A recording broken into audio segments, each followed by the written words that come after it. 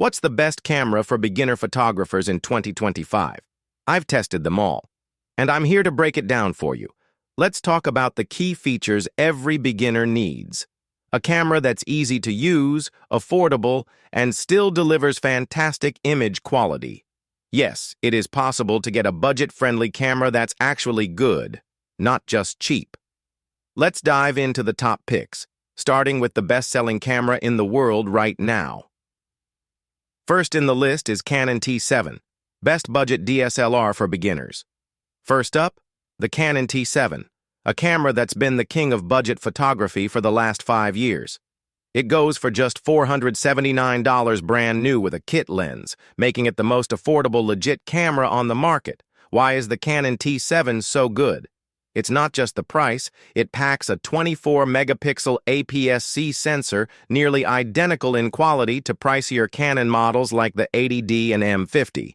You get those signature warm, rich Canon colors straight out of the camera. So good, you might not even need editing. But if you're learning editing, the T7 supports 14-bit RAW, giving you pro-level flexibility when adjusting exposure, color, and detail in post. However, be aware, it's not great in low light. The processor struggles at high ISOs and noise becomes noticeable. But don't worry, I'll show you a lens trick to fix that in a second. Pros: fantastic autofocus when using the viewfinder, easy-to-use DSLR body long battery life beginner-friendly scene modes, built-in flash cons, no touchscreen fixed LCD screen. Low light performance isn't ideal. Kit lens is just okay. Quick tip, upgrade the kit lens. I recommend Canon EF 50mm f1.8 price $169, great for portraits and low light. Canon EF 24mm f2.8, sharp, wide, compact shoots at 3 frames per second, which is slow compared to modern cameras, but perfect for beginners shooting portraits, landscapes, and still life.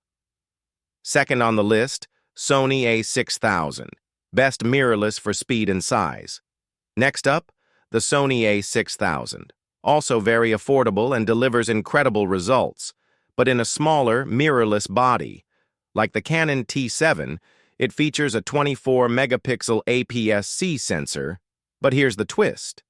It has this retro film-like vibe to the images. They feel special straight out of camera.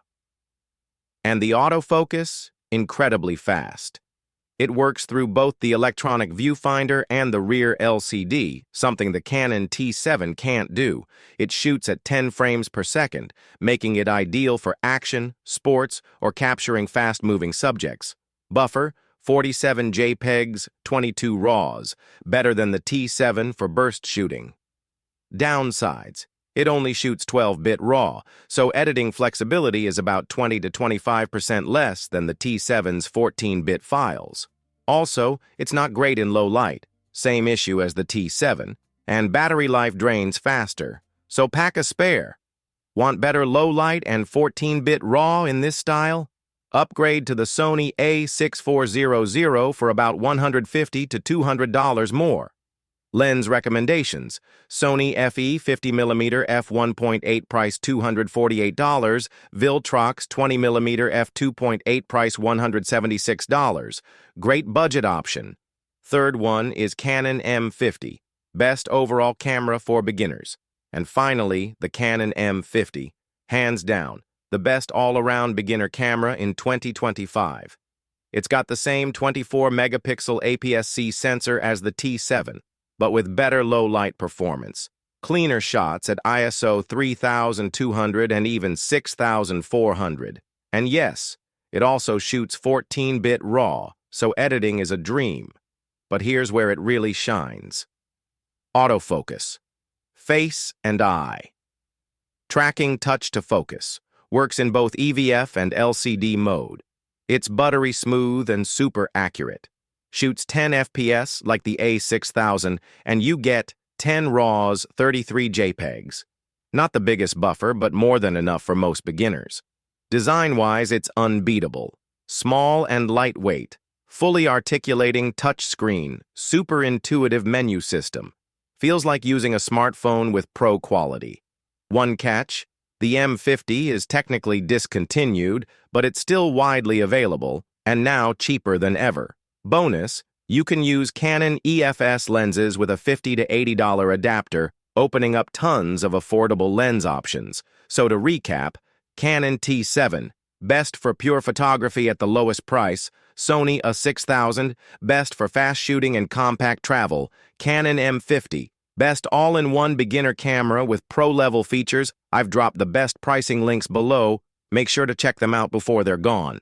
If this helped you out, give it a thumbs up, subscribe for more gear guides, and let me know which camera you're going with in the comments. See you in the next one. Peace.